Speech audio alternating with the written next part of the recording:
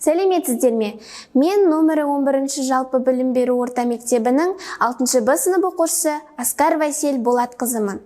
Ғылыми жобада таңдаған тақырыбым домбыраның дыбысының физикалық қасиеті. Мақсатым шәкіртке қазақ өнерінің құдіреттілігін таныта отырып, қазақ халқының ұрпақтан ұрпаққа жалғасып келе жатқан мәдени мұрасы, ұлттық аспабы домбыраны таныстыру.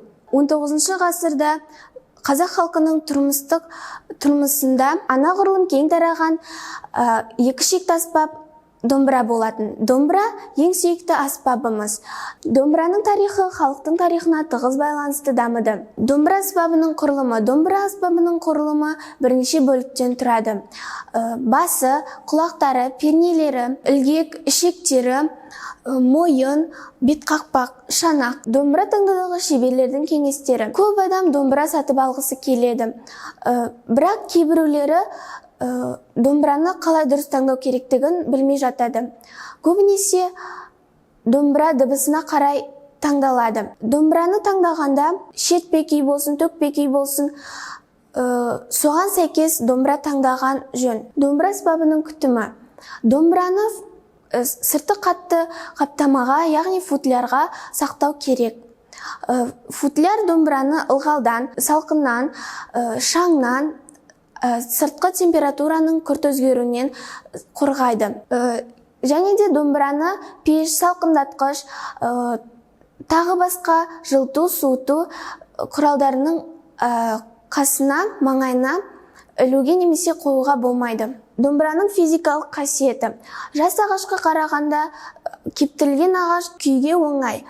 Домбыраның қақпақтары шағын тақтайлардың желмен біріктіруі арқылы жасалынады. Қақпақты құрайтын тақтайлардың физикалық қасиеттері мен түстері бірдей болуы шарт. Домбыраның физикалық акустикасы. Тербелістердің серпімді ортаның бір бөлшегінен екінші бір бөлшегіне таралу процесі механикалық толқын деп аталады. Бөлшектердің тербелісі толқынның таралу бағытына перпендикуляр бағытта жүзеге асатын көлденең толқын деп атайды. Ауырлық және беттік керілу күштердің әрекетінен туындайтын толқындарды гравитациялық толқын деп атаймыз. Толқын ұзындығы T, периодқа тең ұзындық, арақашықтық. Домбыраның дыбысын сипаттайтын физикалық шамалар.